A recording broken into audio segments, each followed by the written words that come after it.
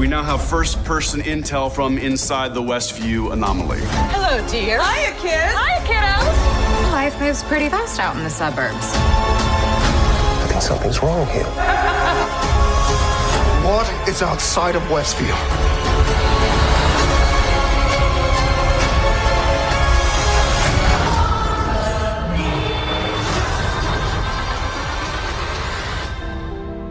Hello friends, welcome back to my channel. അപ്പോൾ ഞാനിന്ന് വന്നിരിക്കുന്നത് നമ്മുടെ വാൻഡവിഷൻ വെബ് സീരീസിൻ്റെ അടുത്തൊരു വീഡിയോ ആയിട്ടാണ്. അപ്പോൾ ഇന്നത്തെ വീഡിയോയിൽ നമ്മൾ മെയിനായിട്ട് നോക്കാൻ പോകുന്നത് 6ഉം 7ഉം എപ്പിസോഡുകളായിരിക്കും. അപ്പോൾ കഴിഞ്ഞ വീഡിയോയുടെ അവസാനം എന്ന് പറയുന്നത് നമ്മുടെ വാൻഡയും വിഷനും കൂടിയിട്ട് ചെറിയൊരു ഫൈറ്റൊക്കെ ഉണ്ടാവാനായിട്ട് നിൽക്കുന്നു. ആ ഒരു സമയത്ത് നമ്മുടെ വിഷൻ ആകട്ടെ നമ്മുടെ വാൻഡയെ പറ്റി ഒത്തിരിയധികം ഡൗട്ടും കാര്യങ്ങളൊക്കെ ഉള്ളത് കൊണ്ടാണ് ആ ഒരു ഫൈറ്റ് ഉണ്ടാവാനായിട്ട് നിൽക്കുന്നത്. പിന്നീട് അവൻ അതിനെപ്പറ്റി അന്വേഷിക്കുന്നതും കാര്യങ്ങളൊക്കെയാണ് ഈ ഒരു വീഡിയോയിലൂടെ നമ്മൾ മെയിനായിട്ട് നോക്കാൻ പോകുന്നത്. മറ്റൊരു സീനും കൂടി നമ്മൾ അന്ന് കണ്ടിട്ടുണ്ടായിരുന്നു. അതായത് നമ്മുടെ പേട്രോ, അതായത് നമ്മുടെ ക്വിക്സിൽവർ നമ്മുടെ വാൻഡയെ വന്ന് കാണുകയും അവൻ ആ ഒരു ടൈം ലൈനിലേക്ക് എങ്ങനെയാണ് വന്നത് അതിനെ പറ്റിയുള്ള കാര്യങ്ങൾ കൂടി ഈ ഒരു വീഡിയോയിൽ നമ്മൾ പറയുന്നുണ്ട്. അപ്പോൾ നമുക്ക് ഒട്ടും വൈകാതെ തന്നെ ഈ ഒരു വീഡിയോയിലോട്ട് ആദ്യത്തെ എപ്പിസോഡിലോട്ട് പോകാം. എപ്പിസോഡിന്റെ സ്റ്റാർട്ടിംഗ് സീനിൽ നമ്മൾ കാണുന്നത് നമ്മുടെ ടോമിയും ജിമ്മിയും കൂടിയിട്ട് അവരിങ്ങനെ സംസാരിച്ചുകൊണ്ടിരിക്കുകയായിരിക്കും. നല്ലൊരു ഹേലോവിൻ ഡ്രസ്സൊക്കെ ഇട്ടിട്ടാണ് അവരിപ്പോൾ നിൽക്കുന്നത്. അവർ തൊട്ടടുത്തായിട്ട് നമ്മുടെ പേട്രോയും കിടന്നുറങ്ങുന്നുണ്ടായിരിക്കും. അപ്പോൾ ഈ ഒരു കാലഘട്ടം എന്ന് പറയുന്നത് 1990s നിന്ന് മാറി ഇപ്പോൾ 2000 കാലഘട്ടത്തിലേക്കാണ് മാറിയിരിക്കുന്നത്. ഇതെങ്ങനെയാണ് മാറിയതെന്ന് വെച്ച് കഴിഞ്ഞാൽ നമ്മുടെ വാൻഡേ ആകട്ടെ ആ ഒരു റിയാലിറ്റി ബോണ്ട് കടന്നു പോയിരുന്നില്ലേ, അങ്ങനെ കടന്നു പോയതിനു ശേഷം ആ ഒരു റിയാലിറ്റി താമസിക്കുന്ന എല്ലാവരുടെയും കാലഘട്ടം ഇതേപോലെ തന്നെ 1990s നിന്ന് മാറിയിട്ട് ഇപ്പോൾ 2000 കാലഘട്ടത്തിലാക്കിയാണ് ഇപ്പോൾ മുൻപോട്ട് പോയിക്കൊണ്ടിരിക്കുന്നത്. അങ്ങനെ നോക്കിക്കഴിഞ്ഞാൽ നമ്മുടെ ടോമിയും ജിമ്മിയും കൂടിയിട്ട് ഇപ്പോൾ എന്താണ് അവർ പ്ലാൻ ചെയ്യുന്നത് വെച്ച് കഴിഞ്ഞാൽ നമ്മുടെ പേട്രോ, അതായത് ക്വിക്സിൽവറിനെ അവൻ ഉറക്കത്തിൽ നിന്ന് എഴുന്നേൽപ്പിച്ചിട്ട് അവനെ പേടിപ്പിക്കാമെന്നൊക്കെയാണ് അവർ പ്ലാൻ ചെയ്യുന്നത്. എന്നാൽ നമ്മുടെ പേട്രോ ആകട്ടെ ഇവരുടെ സംസാരങ്ങളൊക്കെ ഇങ്ങനെ കേൾക്കുന്നുണ്ടായിരിക്കും. അതുകൊണ്ട് തന്നെ അവൻ ഓടി വന്നിട്ട് ഇവരെ പേടിപ്പിക്കുന്നു. അപ്പോൾ ഇവരാകട്ടെ ഓടിപ്പോകാനൊക്കെ ശ്രമിക്കുന്നുണ്ടെങ്കിൽ നമ്മുടെ പേട്രോ അവനെ വിടുന്നില്ല. അവനെ പിരിച്ചിട്ടും വളച്ചിട്ടൊക്കെ അവനെ പേടിപ്പിക്കുന്നു. അങ്ങനെ അവർ ഓടിയിടാനൊക്കെ തുടങ്ങുന്നു. അപ്പോൾ അവിടേക്ക് നമ്മുടെ വാൻഡ, അതായത് സ്കാർലെറ്റ് വിച്ച് കടന്നു വരുന്നുണ്ട്. അപ്പോൾ അവളാകട്ടെ ആ ഒരു സ്കാർലെറ്റ് വിച്ചിൻ്റെ, അതായത് കോമിക് പുസ്തകങ്ങളൊക്കെ നമ്മൾ കണ്ടിട്ടുള്ള ആ ഒരു സ്കാർലെറ്റ് വിച്ചിൻ്റെ ഡ്രസ് കോഡൊക്കെ ധരിച്ചിട്ടായിരുന്നു അവൾ അവിടേക്ക് വന്നിട്ടുണ്ടായിരുന്നത്.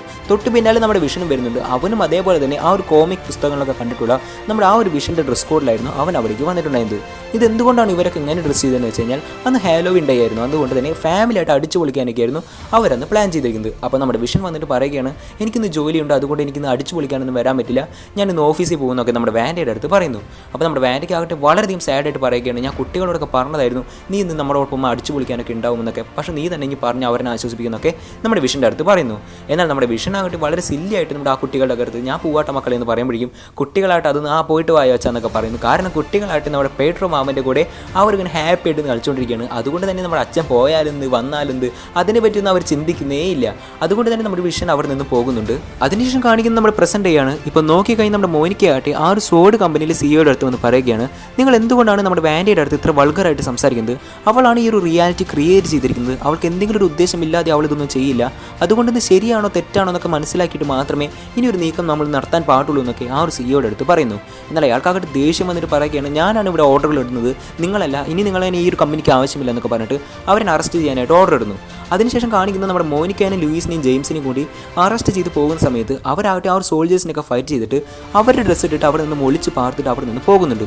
ഇവിടുന്ന് ഈ സീൻ കട്ടായിട്ട് വീണ്ടും ആ ഒരു റിയാലിറ്റിയാണ് കാണിക്കുന്നത്. അവിടെ വെച്ച് നമ്മുടെ പേട്രോയും വാൻഡയും അതുപോലെ തന്നെ ടോമിയും ജിമ്മിയും കൂടിയിട്ട് അടിച്ചു പൊളിക്കാനൊക്കെ റൗണ്ടിങ്ങിന് എന്ന പോലെ ഇറങ്ങിയിരിക്കുകയാണ്. അപ്പോൾ അവിടെ വെച്ച് നമ്മുടെ വാൻഡ വന്നിട്ട് പേട്രോൻ്റെ അടുത്ത് പറയുകയാണ്, നമ്മൾ ഹോസ്റ്റലിൽ നിൽക്കുന്ന സമയത്ത് അവിടെ ഒരു തടിച്ചായിട്ടുള്ളൊരു പെൺകുട്ടി ഉണ്ടായിരുന്നു.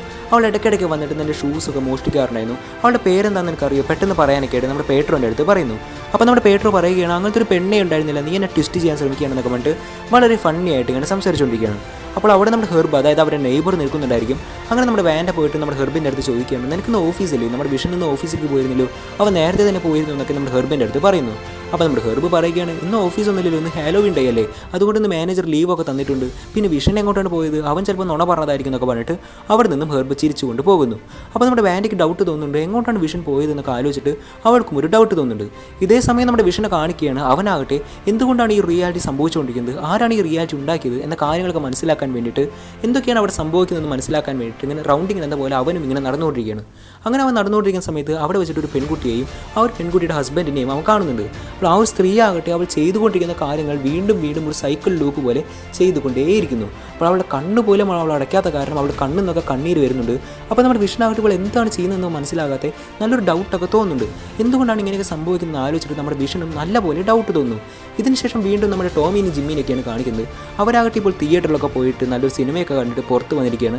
അപ്പോൾ നമ്മുടെ പേട്രോ വന്നിട്ട് നമ്മുടെ വാൻഡയുടെ അടുത്ത് പറയുകയാണ്, എനിക്കിങ്ങനെ ലൈഫ് ലീഡ് ചെയ്യുന്നത് ഇഷ്ടമല്ലടി, ആ ഒരു കൺട്രോൾ ചെയ്യുന്ന പോലെ നീയല്ല എന്നെ കൺട്രോൾ ചെയ്യുന്നത്, എനിക്ക് ഈ റിയാലിറ്റി താമസിക്കുന്നത് ഇഷ്ടമല്ല എന്നൊക്കെ നമ്മുടെ വാൻഡയുടെ അടുത്ത് പറയുന്നു. അപ്പോൾ നമ്മുടെ വാൻഡയ്ക്കായിട്ട് ഒന്നും തന്നെ മനസ്സിലാകുന്നില്ല. അവളായിട്ട് ഒന്നും മിണ്ടാതെ ഇവൻ്റെ സംസാരം ഇങ്ങനെ കേട്ടുകൊണ്ടിരിക്കുകയാണ്. കാരണം നമ്മുടെ വാൻഡയ്ക്ക് നല്ലപോലെ ഡൗട്ട് തോന്നാനുള്ള കാരണം എന്ന് പറയുന്നത് അവളാണ് ഈ റിയാലിറ്റി ഉണ്ടാക്കിയത്. അപ്പോൾ എങ്ങനെയാണ് ഇവർക്കൊക്കെ ഈ ഒരു കാര്യങ്ങളെ പറ്റി മനസ്സിലാക്കിയതെന്ന് ആലോചിച്ചിട്ടാണ് നമ്മുടെ വാൻഡയ്ക്ക് നല്ലപോലെ ഡൗട്ട് തോന്നുന്നത്. അപ്പോൾ ഈ ഒരു സമയത്ത് ഇവർ സംസാരിച്ചുകൊണ്ടിരിക്കുന്ന സമയത്ത് അവിടേക്ക് നമ്മുടെ ടോമിയും ജിമ്മിയും ഓടി വരുന്നുണ്ട്. ഇപ്പോൾ നോക്കിക്കഴിഞ്ഞാൽ നമ്മുടെ ടോമിക്കും ജിമ്മിക്കും ഓരോ പവേഴ്സ് ഉണ്ടായിരുന്നു. അതായത് നമ്മുടെ ടോമിക്കാകട്ടെ നമ്മുടെ വാൻഡയുടെ പവറായിരുന്നു കിട്ടിയിട്ടുണ്ടായത്. അതുപോലെ തന്നെ നമ്മുടെ ജിമ്മിക്കാകട്ടെ നമ്മുടെ പേട്രോണ്ട് അതായത് ക്യുക്സിൽവറിൻ്റെ പോലെ പെട്ടെന്ന് തന്നെ സ്പീഡിൽ പോകാനൊക്കെ ആയിരുന്നു ആ ഒരു പവർ അവന് കിട്ടിയിട്ടുണ്ടായത്. അപ്പോൾ അങ്ങനെ നിൽക്കുന്ന സമയത്ത് നമ്മുടെ ടോമി വന്നിട്ട് പറയുകയാണ് അമ്മ എനിക്ക് മിഠായി വേണമെന്നൊക്കെ നമ്മുടെ വാൻഡയുടെ അടുത്ത് പറയുമ്പോഴേക്കും നമ്മുടെ ജിമ്മി ആകട്ടെ ആ ഒരു സ്പീഡിൽ പോയിട്ട് മിഠായി എടുത്തുകൊണ്ട് വരുന്നു. അതിനുശേഷം നമ്മുടെ ടോമി ആയിട്ട് എനിക്ക് വീണ്ടും ഒരു മിഠായി വേണമെന്ന് പറയുമ്പോഴേക്കും നമ്മുടെ ജിമ്മി അതേപോലെ തന്നെ സ്പീഡിൽ പോയിട്ട് മറ്റൊരു മിഠായും കൂടി എടുത്തിട്ട് വരുന്നുണ്ട്. അപ്പോൾ നമ്മുടെ വാൻഡ ആകട്ടെ അവനെ തടയുന്നു. അതായത് ജിമ്മിനെ തടഞ്ഞിട്ട് പറയുകയാണ് ഞാൻ ചേട്ടനും കൂടി കൊണ്ടുപോകണം, രണ്ടാളും കൂടി ഒരുമിച്ച് പോകുന്നൊക്കെ പറയുന്നു.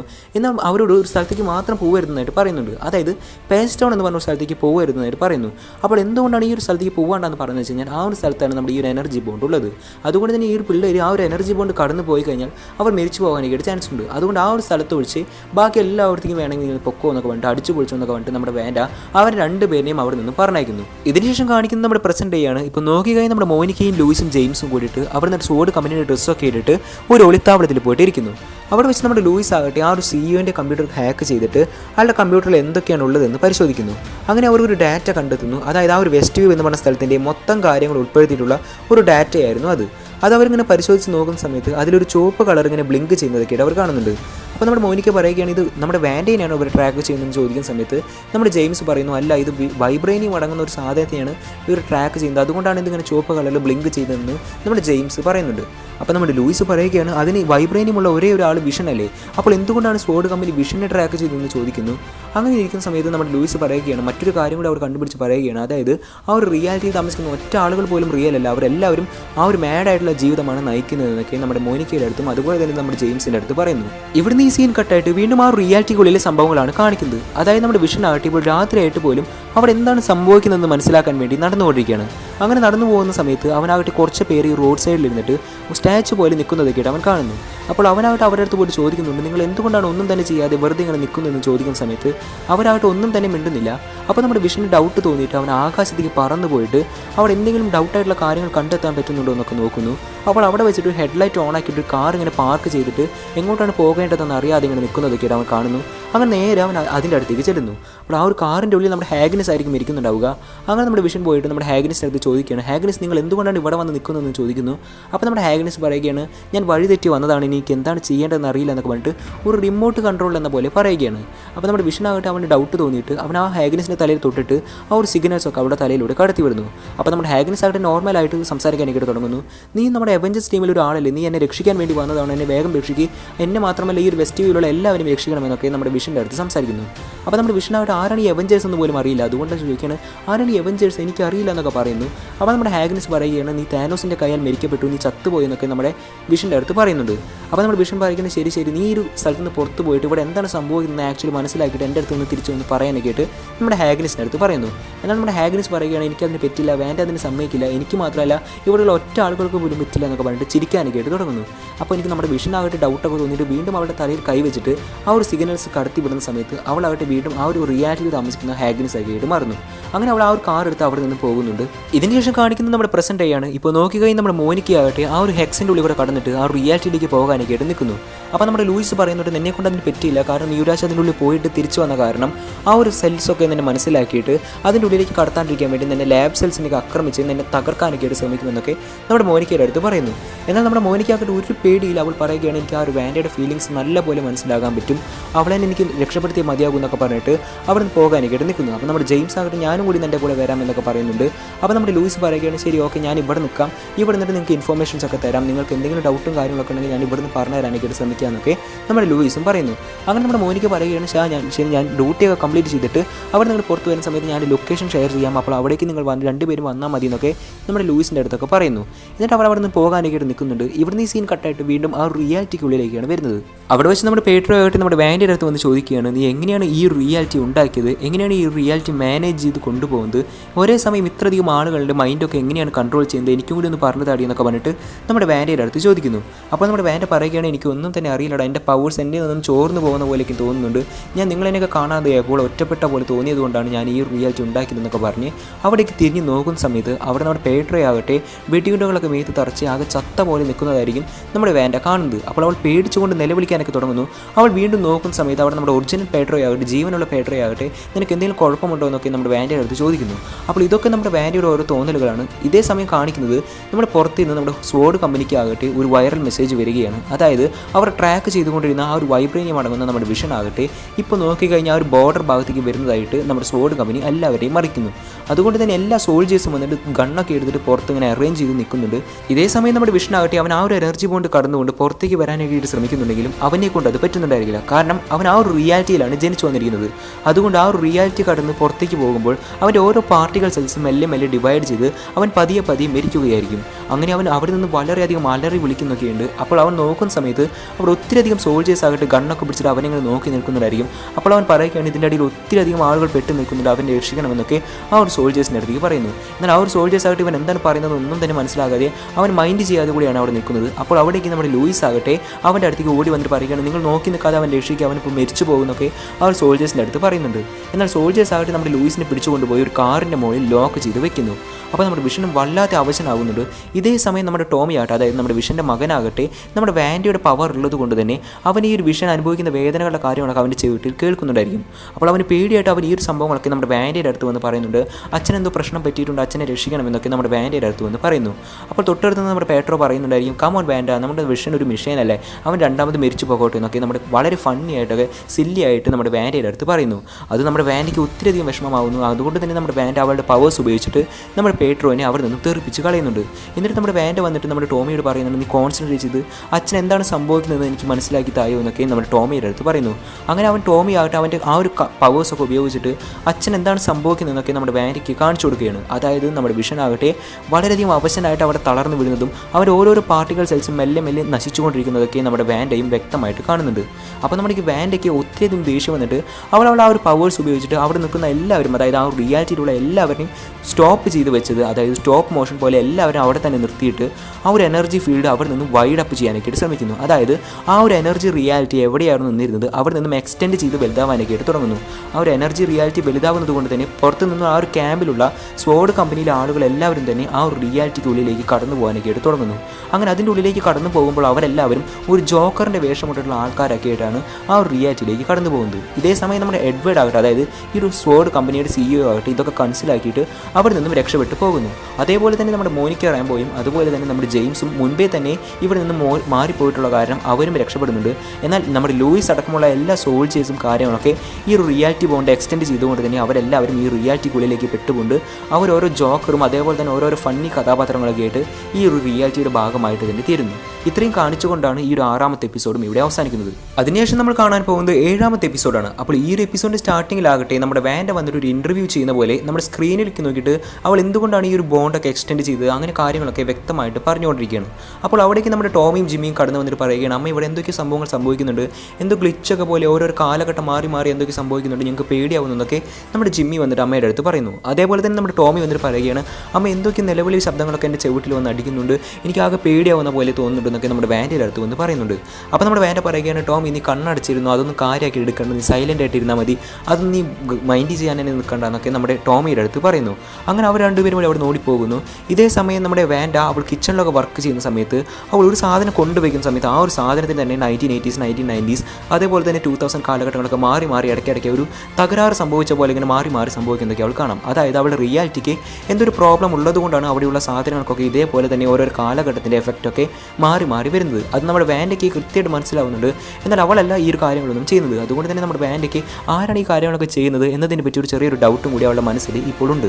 ഇതേ സമയം നമ്മുടെ SWORD കമ്പനിയുടെ മറ്റൊരു ക്യാമ്പ് കാണിക്കുകയാണ്. അതായത് ഈ ഒരു വെസ്റ്റ് വ്യൂവിൽ ഈ ഒരു എക്സ്റ്റെൻഡ് ചെയ്ത കാരണം, അതായത് ആ റിയാലിറ്റി ബോണ്ട് എക്സ്റ്റെൻഡ് ആയത് കാരണം അവിടെ നിന്നും ആ ഒരു ക്യാമ്പ് അവിടെ നിന്നും 8 മൈൽസ് ദൂരെ ഇപ്പോൾ പുതിയൊരു ക്യാമ്പ് തുടങ്ങിയിരിക്കുകയാണ്. അപ്പോൾ അവിടെ വെച്ച് നമ്മുടെ ഈ ഒരു കമ്പനിയുടെ CEO അതായത് ഹാർഡ്വേർഡ് വന്നിട്ട് അവിടെ മറ്റൊരു ഓഫീസറിൻ്റെ അടുത്ത് വന്ന് പറയുകയാണ് പുതിയൊരു പ്ലാൻ അക്കംപ്ലിഷ് ചെയ്യേണ്ട സമയമായിരിക്കുകയാണെന്നൊക്കെ ആ ഒരു ഓഫീസറിൻ്റെ അടുത്ത് പറയുന്നു. അപ്പോൾ ആ ഒരു ഓഫീസർ പറയുകയാണ് തീർച്ചയായിട്ടും ഇതാണ് കൃത്യസമയം, നിങ്ങൾ ഇപ്പോൾ തന്നെ ഇത് സ്റ്റാർട്ട് ചെയ്തോന്നൊക്കെ നമ്മുടെ ഹാർഡ്വേർഡിൻ്റെ അടുത്ത് പറയുന്നു. അങ്ങനെ ഹാർഡ്വേർഡും വളരെയധികം സന്തോഷിച്ച് അവിടെ നിൽക്കുന്നുണ്ട്. അപ്പോൾ ഇതിൻ്റെ അർത്ഥം ഇവർ എന്തൊക്കെയോ ആ ഒരു വെസ്റ്റ് വ്യൂവിൽ പ്ലാൻ ചെയ്തിട്ടുണ്ട്, അത് അക്കംപ്ലിഷ് ചെയ്യാനാണ് അവരിപ്പോൾ ഈ ഒരു പ്ലാൻ എന്ന് പറയുന്നത് കൊണ്ട് ഉദ്ദേശിക്കുന്നതെന്ന് നമുക്ക് ഈ ഒരു സീനിൽ മനസ്സിലാക്കാവുന്നതാണ്. ഇതിനുശേഷം കാണിക്കുന്നത് നമ്മുടെ ടോമിയും ജിമ്മിയും ആകട്ടെ അവർ ആ ഒരു റിയാലിറ്റിക്ക് വെച്ചിട്ട് അവരുടെ വീട്ടിലിരുന്ന് ഇങ്ങനെ കളിക്കുന്ന സമയത്ത് അവിടേക്ക് നമ്മുടെ വാൻഡയും കടന്നു വരുന്നുണ്ട്. അപ്പോൾ നമ്മുടെ ടോമി ചോദിക്കുകയാണ് എന്തുകൊണ്ടാണ് ഇന്നലെ രാത്രി നമ്മുടെ പേട്രോ മാമൻ വന്നിട്ട് നമ്മുടെ അച്ഛനെ രണ്ടാമത് കൊല്ലണയുടെ കാര്യങ്ങളൊക്കെ പറഞ്ഞിരുന്നല്ലോ, അതെന്താണെന്നൊക്കെ നമ്മുടെ വാൻഡയുടെ അടുത്ത് ചോദിക്കുന്നു. അപ്പോൾ നമ്മുടെ വാൻഡ് പറയുകയാണ് അവൻ എൻ്റെ മാമനെയല്ല, ഇനി അവനെ മാമനൊന്നും വിളിക്കൊന്നും വേണ്ട എന്നൊക്കെ കുട്ടികളുടെ അടുത്ത് പറയുന്നുണ്ട്. അപ്പോൾ നമ്മുടെ ജിമ്മി ചോദിക്കുകയാണ് പിന്നെ അത് ആരാ, പിന്നെ എന്തുകൊണ്ടാണ് അവൻ നമ്മുടെ വീട്ടിൽ വന്ന് നിന്നതൊക്കെ നമ്മുടെ വാൻഡയുടെ അടുത്ത് ചോദിക്കുന്ന സമയത്ത് നമ്മുടെ വാൻഡ് ആയിട്ട് ഒന്നുമില്ല, നിങ്ങൾ ആ ഒരു കാര്യം വിടുന്നൊക്കെ പറഞ്ഞിട്ട് ഇപ്പോൾ TV കാണുന്നൊക്കെ പറഞ്ഞിട്ട് അവരുടെ അടുത്ത് വന്നിരിക്കുന്നുണ്ട്. അപ്പോൾ അവിടേക്ക് നമ്മുടെ ഹോണിംഗ് ബെൽ അടിച്ചിട്ട് നമ്മുടെ ഹാഗ്നിസ് കടന്നു വരികയാണ്. ഹാഗ്നിസ് കടന്നു വന്നിട്ട് ഈ കുട്ടികളുടെ അടുത്ത് പറയുകയാണ് മമ്മ കുറച്ച് നേരം റെസ്റ്റ് എടുത്തോട്ടെ, നിങ്ങൾ ഞങ്ങളുടെ കൂടെ വായു, നമുക്ക് ഒരുമിച്ച് കളിക്കാമെന്നൊക്കെ പറഞ്ഞിട്ട് ഹാഗ്നിസ് ആകട്ടെ ആ കുട്ടികളെ അവളുടെ വീട്ടിലേക്ക് വിളിച്ചുകൊണ്ട് പോവുകയാണ്. അപ്പോൾ നമ്മുടെ വാൻഡിക്കും കുറച്ച് ഫ്രീ ആയിട്ട് തോന്നുകയാണ്. അങ്ങനെ അവൾ അവിടെ ഒറ്റയ്ക്ക് ഇരിക്കുന്ന സമയത്ത് അവിടെയുള്ള എല്ലാ കാര്യങ്ങളും, അതായത് TV, ചെടിച്ചട്ടി, അങ്ങനെ ഒത്തിരി കാര്യങ്ങൾ ഞാൻ നേരത്തെ പറഞ്ഞ പോലെ ഗ്ലിച്ച് എഫക്റ്റിൽ ഒരു തകരാറ് സംഭവിച്ച പോലെ 1980s, 1990s, 2000 അങ്ങനെ ഓരോരോ കാലഘട്ടത്തിലേക്ക് മാറി മാറി പോകുന്നതൊക്കെ ആയിട്ട് നമ്മുടെ വാൻഡ് കാണുന്നുണ്ട്. അങ്ങനെ അവൾക്കൊരു ഡൗട്ട് തോന്നിട്ട് വീണ്ടും അതൊക്കെ പഴയതുപോലെ തന്നെ ആക്കി വെക്കുന്നു. ഇതേ സമയം നമ്മുടെ മോനിക്കയും ജെയിംസും കൂടിയിട്ട് ഒരു ഓഫീസറിനെ കാണാൻ വേണ്ടി പോവുകയാണ്. ആ ഒരു ഓഫീസറിൻ്റെ അടുത്ത് ചെന്നിട്ട് നമ്മുടെ മോനിക്കയാട്ടെ അവളുടെ കയ്യിലുള്ള ആ ഒരു ഫോർമുല ഉപയോഗിച്ചിട്ട് ഒരു വണ്ടി തന്നെ ക്രിയേറ്റ് ചെയ്യുന്നു. അതായത് ആ ഒരു റിയാലിറ്റി ബോണ്ട് കടന്നു പോകാൻ പറ്റുന്ന തരത്തിലുള്ള ഒരു വണ്ടിയായിരുന്നു അത്. ഇപ്പോൾ നോക്കിക്കഴിഞ്ഞാൽ ആ ഒരു വണ്ടി ആകട്ടെ കിടുകിടുക്കാൻ വണ്ടിയാണ്. അപ്പോൾ ആ ഒരു വണ്ടി ഉപയോഗിച്ചിട്ടാണ് നമ്മുടെ മോനിക്ക ആ ഒരു റിയാലിറ്റി ബോണ്ട് കടന്നു പോകാനായിട്ട് പ്ലാൻ ചെയ്യുന്നത്. ഇതിനുശേഷം കാണിക്കുന്ന നമ്മുടെ വിഷൻ ആകട്ടെ അവനിപ്പോൾ ബോധം വന്നിട്ട് ആ ഒരു റിയാലിറ്റി ബോണ്ടിൽ എഴുന്നേറ്റ് വന്ന് നിൽക്കുന്ന സമയത്ത് അവിടെ ആകട്ടെ ആ ഒരു സ്ഥലം മുഴുവനും, അതായത് ആ ഒരു SWORD കമ്പനി ഉണ്ടായിരുന്ന ആ ഒരു സ്ഥലം മുഴുവനും ഒരു സർക്കസ് കൂടാരമായിട്ട് മാറിയിരിക്കുന്നു. അതേപോലെ തന്നെ ആ ഒരു SWORD കമ്പനിയിലെ സോൾജേഴ്സ് എല്ലാവരും തന്നെ ഓരോരോ ജോക്കേഴ്സും അതുപോലെ തന്നെ അവിടുത്തെ ഓരോരോ കഥാപാത്രങ്ങളായിട്ടായിരുന്നു മാറിയിട്ടുണ്ടായത്. ഇതേ സമയം നമ്മുടെ വിഷൻ ആകട്ടെ നമ്മുടെ ലൂയിസിനെ കാണുന്നുണ്ട്. നമ്മുടെ ലൂയിസ് ആകട്ടെ ഇപ്പോൾ നോക്കിക്കഴിഞ്ഞാൽ ആ ഒരു റിയാലിറ്റി ബോണ്ടിൽ ഓരോ കഥാപാത്രങ്ങളായിട്ടായിരുന്നു മാറിയിട്ടുണ്ടായത്.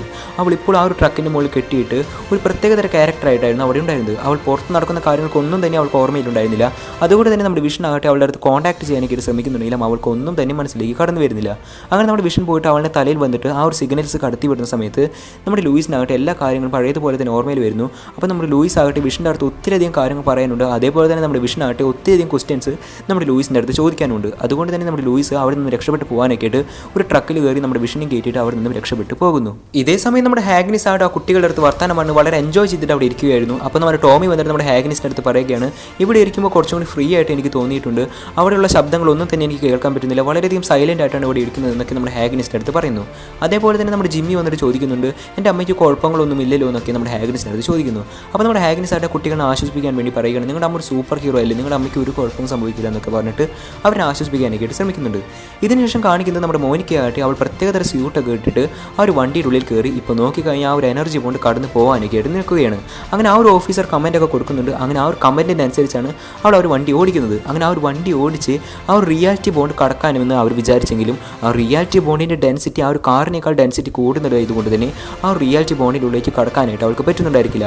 അതുകൊണ്ട് തന്നെ അവളോട് നമ്മുടെ ജെയിംസ് വന്നിട്ട് പറയുന്നുണ്ട് നീ എത്രയും പെട്ടെന്ന് തന്നെ ആ ഒരു കാറിൻ്റെ ഉള്ളിൽ നിന്ന് രക്ഷപ്പെട്ട് വായു പുറത്തേക്ക് ചാടുന്നൊക്കെ നമ്മുടെ ജെയിംസ് അവിടെ നിന്ന് അലറി പറയുന്നുണ്ട്. അങ്ങനെ എങ്ങനെയൊക്കെയോ നമ്മുടെ മോനിക്ക് അവിടെ നിന്ന് താഴേക്ക് ചാടി വീഴുന്നുണ്ടെങ്കിലും അവൾ അവിടെ നിന്ന് സേഫായിട്ട് രക്ഷപ്പെടുന്നു. ഇതേ സമയം ആ ഒരു കാറാകട്ടെ ആ ഒരു ഡെൻസിറ്റിക്ക് ഒപ്പം നിൽക്കാൻ പോകാൻ പറ്റാതെ ആ ഒരു കാർ അവിടെ നിന്ന് തെറിച്ച് മാറി വീഴുന്നുണ്ട്. അങ്ങനെ തെറിച്ച് വീഴുന്ന ആ ഒരു കാറിനെ നോക്കിക്കഴിഞ്ഞാൽ പകുതിയാകട്ടെ ആ ഒരു റിയാലിറ്റിയുടെ ഭാഗമായിട്ട് തീർന്നിട്ടുണ്ടാകും. അതുപോലെ തന്നെ ബാക്കി പകുതിയായിട്ട് അവർ ക്രിയേറ്റ് ചെയ്ത ആ ഒരു ഫോർമുലയുടെ ഭാഗമായിട്ടാവും ഇപ്പോൾ 2 പകുതികളായിട്ടായിരിക്കും ആ ഒരു കാർ ഇപ്പോൾ ഉണ്ടായിരിക്കുക.